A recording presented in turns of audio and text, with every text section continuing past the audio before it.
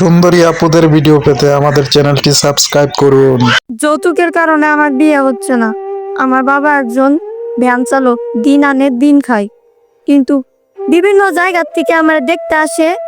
আসার পরে আমার বাবা গরিব জন্য আমার বিয়েটা ভাঙ্গা যায়। পরে চায়, খাট চায়, আলমারি চাই, সুকেস চাই, কিন্তু আমার বাবার তো সাধ্য নেই দেওয়ার জন্য। এর জন্য আমার বিয়ে ভাঙ্গা যায়। জানেন, আমার যারা ছোট ছিল, বড় ছিল, সবার বিয়ে হয়ে গেছে, সবাই বাচ্চা কাচ্চার মা, কিন্তু আমার এখন পর্যন্ত বিয়ে হয়নি। আমারও তো মন চায় বিয়ে করতে, আমার তো মন চায় যে আমার বাচ্চা হবে, আমিও বাচ্চাদের সাথে খেলাধুলায় থাকবো আর কি। আচ্ছা আপু, এই যে আপনি বললেন যে আপনার বিয়ে হচ্ছে না, আপনার ফ্যামিলি থেকে কি কখনো চেষ্টা করেছে আপনাকে বিয়ে দেওয়ার জন্য? ওই যে বললাম, আমার একটা মাত্র বাবা, আমার মা নাই, আমার ভাই বোন কেউ নেই। আমার বাবা রিক্সা চালক, যা ইনকাম করে দিন খায়। আচ্ছা আচ্ছা, মানে আপনার হচ্ছে বিয়ের জন্য কি যৌতুক চাই সবাই? জি, যৌতুক চায়। আয়সা যখন দেখে আমাদের বাড়ির অবস্থা দেখে, বা হ্যাঁ আরো বেশি ইয়া করে যে যৌতুক ছাড়া তোমার মেয়েরে বিয়ে দিতে পারবা না, যৌতুক দাও তাহলে তোমার মেয়েকে আমরা বিয়ে করব। আচ্ছা ও, এই যে আপনি বললেন যে যৌতুকের কথা, আসলে আপনাদের এই এলাকায় বিয়ের জন্য মোটামুটি কত টাকা যৌতুক দেওয়া লাগে? আপনার একটা মেয়েকে বিয়ে দিতে গেলে মোটামুটি কিরকম যৌতুক লাগে?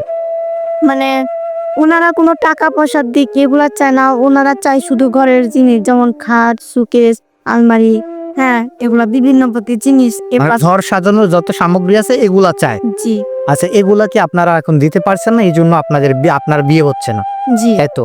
মানে আপনি কি একাই এই এলাকায় হচ্ছে আপনার বিয়ে হচ্ছে না, নাকি আপনার মতন আরো অনেকে আছে তাদেরও সেম একই অবস্থা, মানে যৌতুকের কারণে বিয়ে হচ্ছেন?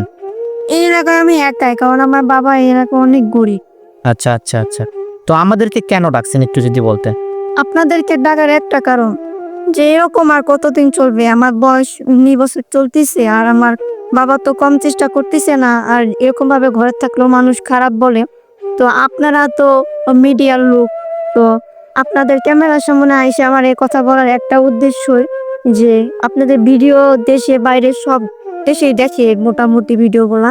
আমি চাই অনেক প্রবাসী ভাইরা আছে যে যারা অনেক দয়ালু, যে তারা যদি আমার এই ভিডিওটা দেখে যদি মনে করেন, তাদের যদি মনে একটু মায়া বাড়ে যে আমাকে এরকম আপনার দায়িত্বটা নিবে, তাহলে আপনি বিয়ে করবেন, তাই তো? জি আচ্ছা, আপনি প্রবাসীর কথা বললেন যে প্রবাসী ভাইয়েরা অনেক দয়ালু হয়।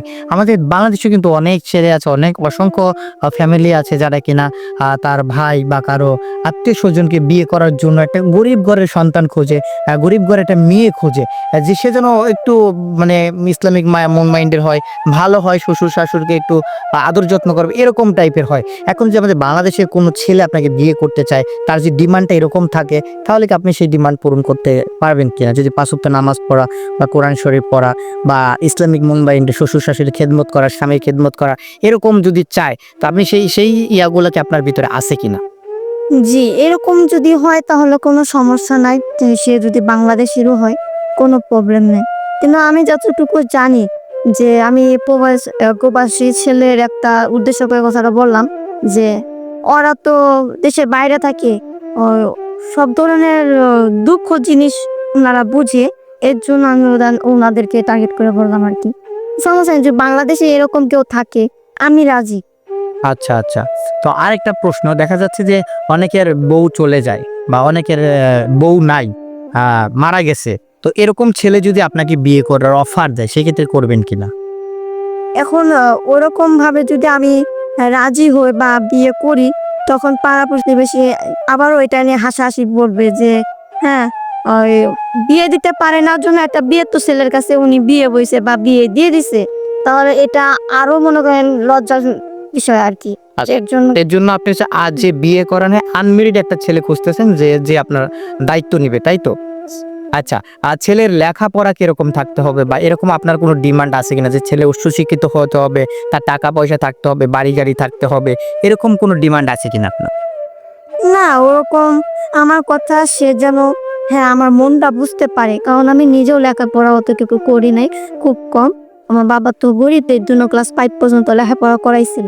তো ওনার লেখাপড়া দিয়ে আমি কি করবো? উনি শুধু কর্ম করতে পারলে হয়েছে, আর 2 মুঠো ভাত যেন খাওয়ার মতন ব্যবস্থা থাকে, এটুকু হলেই চলবে।